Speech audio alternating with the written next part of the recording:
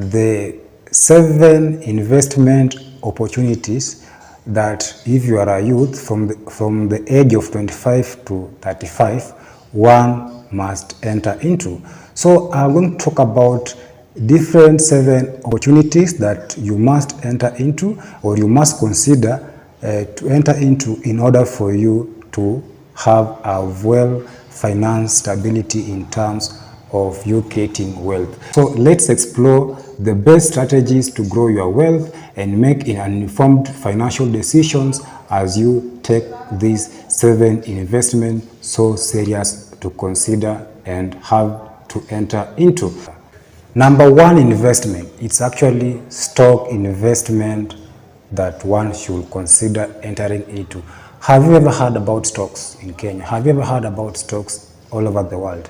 That's what it means. So if you don't know about the stocks are actually the investment that you can do, and it will allow you to own a share in a publicly traded companies, potentially earning in dividends and capital gain as the company grows.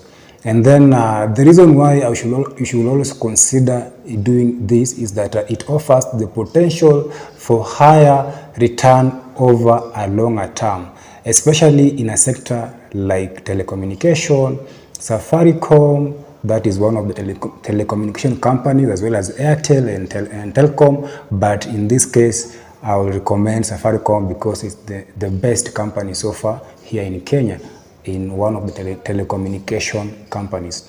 And then you have the banking sector. Like for example, Equity Group. That is one of the stocks that you can ever enter into.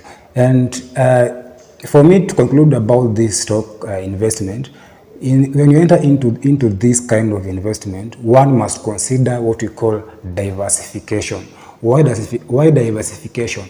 Diversification will allow you to lower your risk whenever you are investing in these stocks.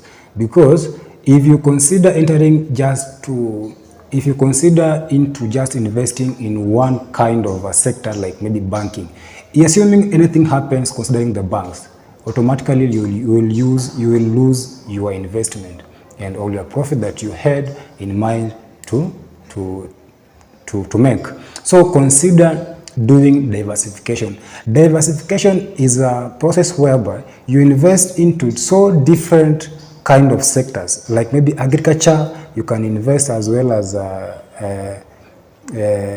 energy sector, you can invest as well as in banking sector, telecommunication, and you get that now your risk is kind of lowered and not your risk is not high as to if anything goes bad in one of the sectors, you can always compensate with other investment that you've done. So consider diversification when it comes to stock market investment. And this can be done through Nairobi Security Exchange, NSE. Number 2 is actually real estate. So most of us have heard about real estate. What does real estate mean? Real estate actually involves buying property. If you want to buy rental, that is in that case. If you want to do what we call capital appreciation, the one that you can always buy land, subdivide it, you sell, that is capital appreciation.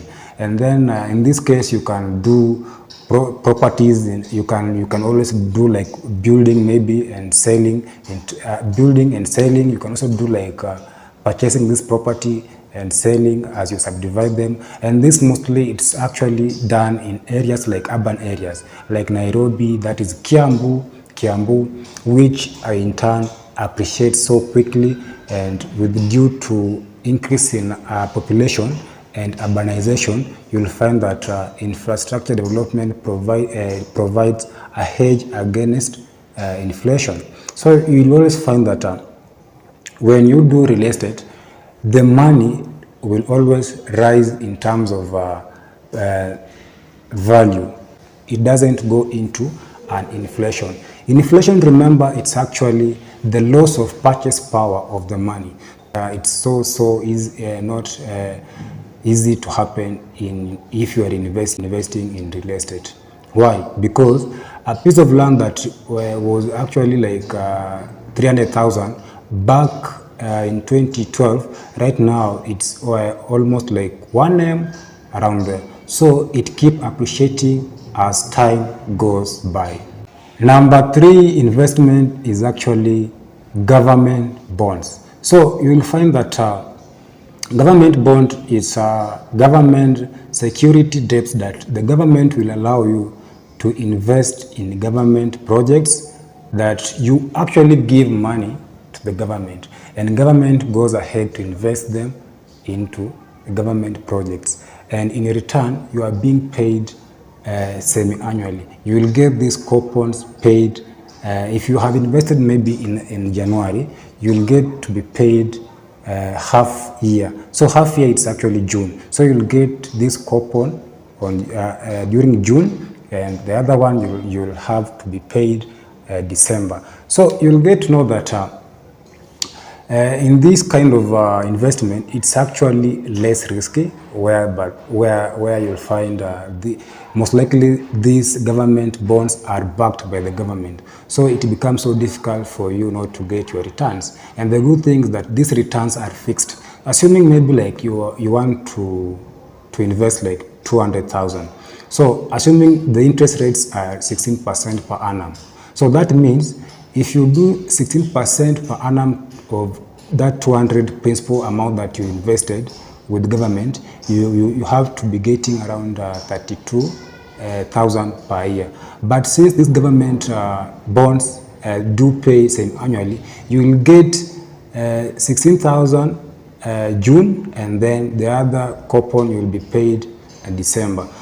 And if you want to have a well-kind spread of investment in these bonds so that you can be paid on a monthly basis, then you need to spread all your investment in each and every month of the year. So that now, come January, you have the coupon paid, February coupon paid, as it goes until the cycle is complete. So in this kind of a scenario of investment, they offer stable returns and accessible through platforms like M-Akiba, sustainable for conservative investors seeking steady income. Number 4 investment is actually SME. So SME is actually small and medium enterprises. So investing in small and medium enterprises supports local business and can yield high return if successful. In this case, I'll consider platforms like Pezesha facilities. That's where actually SME financing are. And then you can either consider also direct investment in promising startups that you've seen somewhere, and if you have it looked into it deeply, you are seeing there is a future of that business, that you can always consider investing in that business as it can also give you a good return at the end of the business. And in this case, consider so promising sectors like agribusiness, like energy, and things to do with tech, that can actually give you a good return at the end of the investing.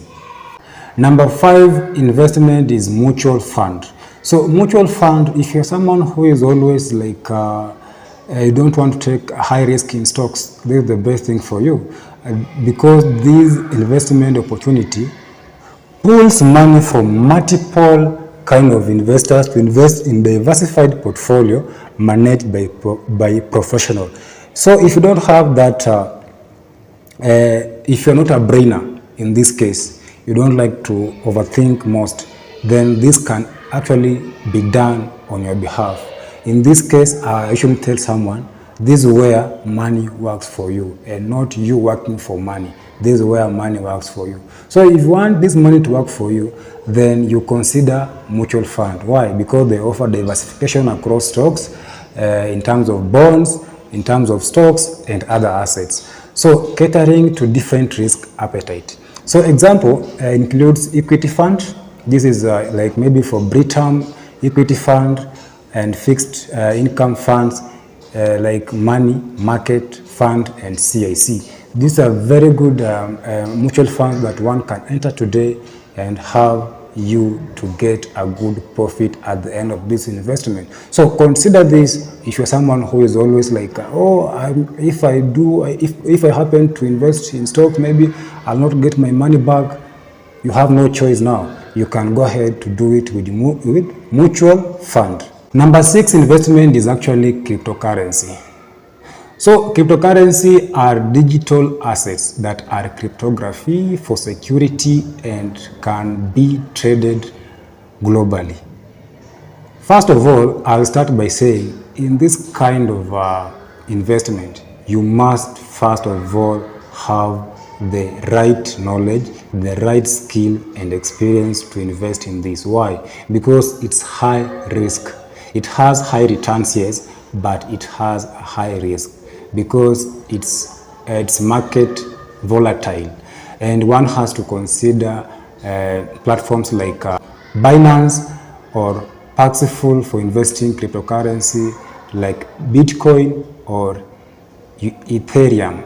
These are one of the platforms where you can easily access cryptocurrency and trade, and in that case you'll have to get a good return. But remember, as I've told you, you must have the right knowledge, you must have the right skills and experience to enter into this, because you may end up losing your investment. Now, these 7 investments cater to varying risk tolerance and financial goals, providing a balanced approach to wealth accumulation and financial security for young adults in Kenya.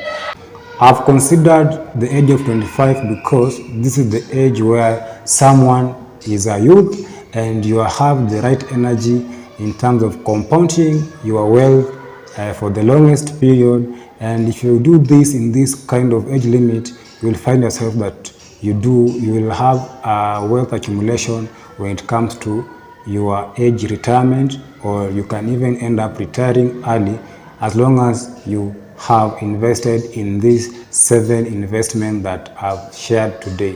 So if you watch me until this end, kindly consider subscribing.